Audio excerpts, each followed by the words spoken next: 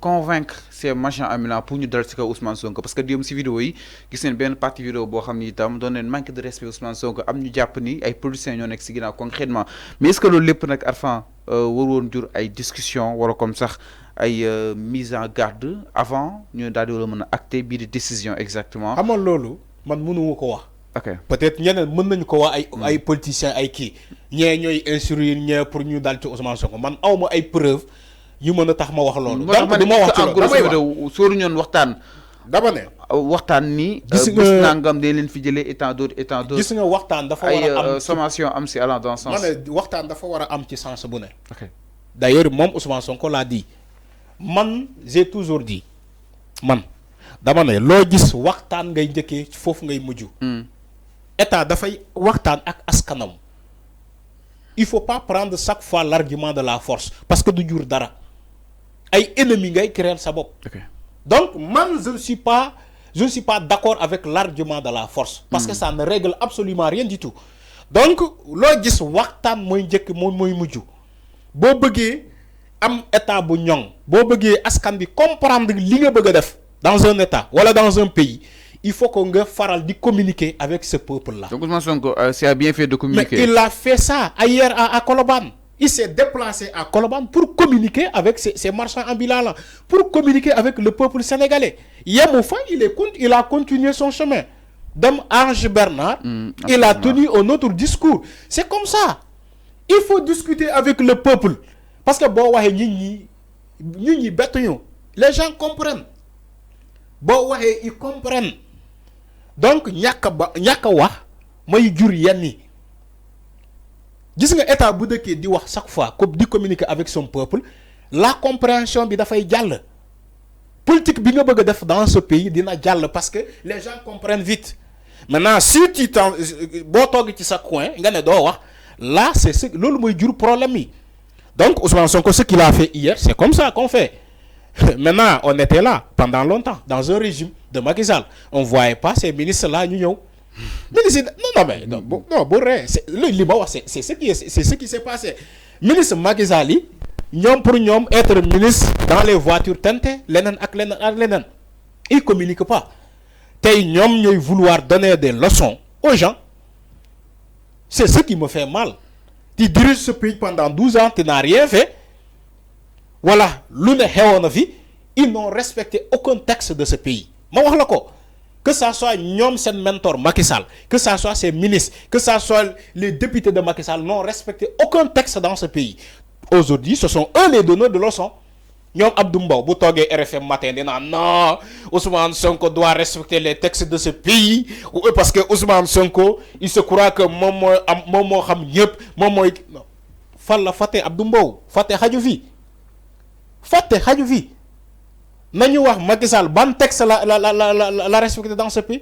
Je rappelle que cette même Assemblée nationale ñom ñoo voté loi bi jallale loi Assemblée nationale pour ñu dakkal élection au Sénégal. Goulet lo xamantene le calendrier républicain de ce pays daf ko teunk ba paré ñom ces députés là ñom ñoo def magouille avec Macky Sall voter une loi pour dakkal élection yi. Heureusement que le Conseil constitutionnel a sauvé ce pays. Alors c'est cette même Assemblée nationale ñom Abdou Mbow ñom ñoo taxaw di jiñ le premier ministre Amadou Ba de corruption.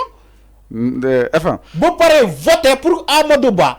Ne serait-ce que ñu daanel ko. Alors c'est clair ñi ngi ñëwaat si assemblée nationale ak li nga xam ne que moo di coow li mais avant peut-être pour terminer si li nga xam ne que moo di coowal li nga xam ne que moo di Colobane alors tey yan piste tey de solution tey lañ daal di war a mën a am ni est-ce que ces marchands ambulants dana war a toog noonu ak aussi Arfan ñu gis ni xeex bi dafa wàcc. Parce que en tant qu'un habitant de Fass Gueule Tapée Colobane fa laa dëkk lu bëri xam naa ko fa. coow li da nga ko jël décentraliser ko si ki nga xam ne que moo di Abdoul Aziz Paye le maire daal di faree si wàllu taxawu Sénégal bu li nga xam ne que moo di Barthélémy Dias ak Khalifa Sall ak li nga xam ne que moo di le gouvernement alors donc peut-être Ousmane Sonko dem dafa expliquer waaye itam si explication yu nu mel mi ngi jàpp ni mairie bi moo ko daal di entamé mairie bi nag ki nga xam ne que moo di Abdoul Aziz Paye moo ko daal di jiite mais aussi am na ñenn ñoo xam ni itam jàpp ni Ousmane Sonko moo nekk si ginnaaw concrètement mais démb ñu gis ni Ousmane Sonko a tenu un langage de vérité allant dans ce sens parce que aussi ñëw na défendre na li nga xam ne que moo di la mairie jàpp na ni seenuk démembrement la et que dañoo bëgg rek li nga xam ne que moo di foofu anarchie ba daal fii war a mën a jóg ni alors démb cette communication bi nga xam ni itam Sonko amal na ko à travers li nga xam ne que moo di mairie bu Fass Gueule Tapée Colobane Abdou Aziz Paye daal di koy jiite concrètement Arfan bañ ci jàngat nga si def ak suite aux attaques yi nga xam ni itam Colobane Fass Gueule Tapée doon nañ ko attaqué ki nga xam ne que moo di Ousmane Sonko concrètement. xam nga sëñ bi fa ngeen xam ni Ousmane Sonko en tant que chef de l'administration sénégalaise la mairie c'est l'administration sénégalaise.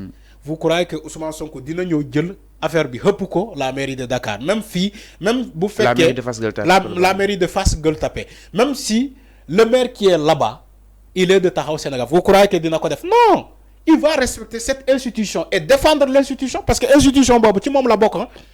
La mairie, c'est une administration. C'est l'administration territoriale. Ousmane Sonko, aujourd'hui, c'est le chef de l'administration sénégalaise. Okay. Donc, tu as le problème pour la mairie de Fass Gueule Tapée. D'ailleurs, attention, comme il l'a dit le président de la République, la mairie, nous voyons affaire. C'est pas comme ça. C'est-à-dire que déguerpissement, mais dans le déguerpir, il y a un lieu de recasement. C'est là où je ne suis pas d'accord. Okay. Il l'a dit hier. Nit bala nga koy déguerpir wala nga yónnee ko sommation pour mu quitter les lieux da nga koy njëkk a aménager feneen foo xamante ne bu quitter fii dina fa dem parce que c'est des Sénégalais seen doole foofu la nekk fan la ñuy daanee seen doole pour yóbbu seen kër donc mënoo déguerpir ay nit sans donner des solutions des pistes ni que boo leen jógee fii ngeen ñëw fii au moins fii c'est légal loo xamante ne gouvernement bi daf ko réaménager pour yéen c'est comme ça.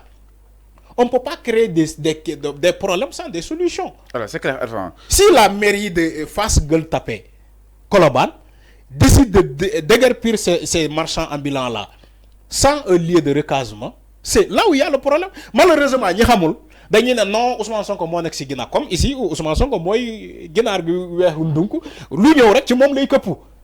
moo tax Bassirou Diomaye Faye moom man xaw ma keneen de moom c'est le président bu gën a c'est le président le plus heureux au monde. Le plus gâté. Non, c'est le plus gâté, le plus heureux au monde. Là, c'est le président que les gens n'attaquent pas. Les gens n'attaquent pas. Il attaque Ousmane Sonko. Lu xew rek Ousmane Sonko de dem leen Ousmane Sonko moo nekk si ginnaaw même le déguerpissement Ousmane Sonko moo nekk si ginnaaw. Il a bien fait d'éclaircir la lanterne des Sénégalais ni que moom lii yëgu si de. Yegou ce circulaire-là. Même si il a dit, les gens continuent de l'attaquer, mais que c'est faux, qui mënul joxe circulaire sans yonga yegou ko. Alors que nous fatel, c'est le président de la République moo alerté le premier ministre ne ko yeguma. Déguerpissement bobu lumu mu ne ko man tamit yeguma mu ne ko demal nga renseigner. Segam le président de la République moom moo yegul déguerpissement Colobane bi ngeen na non Ousmane Sonko war na ko yegg. Alors que ñu faté ni que à Colobane il y a un maire. Il y a un État au niveau local. C'est clair, c'est clair. Un démembrement de l'État. Alors c'est clair. Même jël ay ndogal allant dans ce sens. ñi dañ ko fàtte. Il faut que les gens arrêtent ça aussi c'est une fallu. ñi nañu dem gëstu pour xam. Ce qui se passe réellement c'est quoi. 30 secondes foofu si diwaanu Anse Bernard Ousmane Sonko dem na fa moom mi ngi jugé de manière irrégulière li nga xam ne que mu di le marcellement du littoral maanaam Anse bi nag plage bi nu ko jëlee jaay ko kenn amatu fa accès def ko li nga xam ne que moo di payante exactement Arfan qu'est-ce qu'on peut comprendre par là Ousmane Sonko daal di jàpp ne lu nu mel c'est du morcellement du littoral concrètement. Mais lu xew ci littoral bi. Quand ils ont décidé de suspendre les travaux sur le littoral, quand le gouvernement a décidé de suspendre les travaux sur le littoral, on a salué la décision. C'est une fois, nous avons domaine public maritime, parce que c'est un domaine réservé au public, réservé à l'État du Sénégal. Okay. Mais l'Ouhou Anse Bernard, c'est le reflet de ce qui se passe au niveau du littoral. C'est le reflet. C'est le reflet de ce qui se passe au niveau du littoral. Moi, le littoral fille de Ange Bernard jusqu'à à Tivaouane Peulh, même Mbour, la zone côtière, c'est toujours ça, toujours été comme ça. Ay borom daraja ñoy ñew par la complicité du gouvernement en place, ñu séddale leen parce que ay borom daraja lañu ay borom xaalis lañu ñoom su ko defee ñu jël ces places là tabax lu ñu fay tabax ba pare privatiser ko di ko fayloo les sénégalais bu bëgg a féexlu bu ñëwee Ange Bernard dafa war a fay.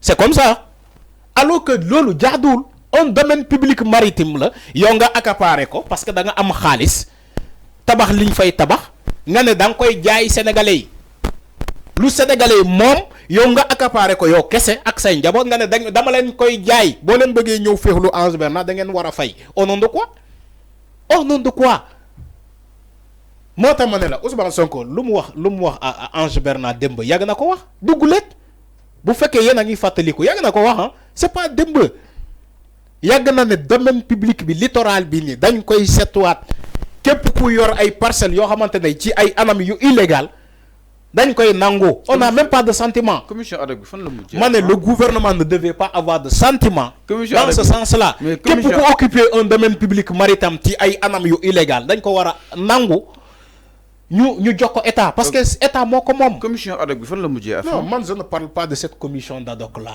Ça n'a rien de sens. amul sens Sonko moo ko taxawal. Dama ne amul sens. man ndogal lay xaar ci moom ci président de la République son excellence Bassirou Diomaye Faye ak le gouvernement. mën nañu agir sans cette commission ad hoc là. cette commission ad hoc là lay yéexal mbir mi daf koy yéexal.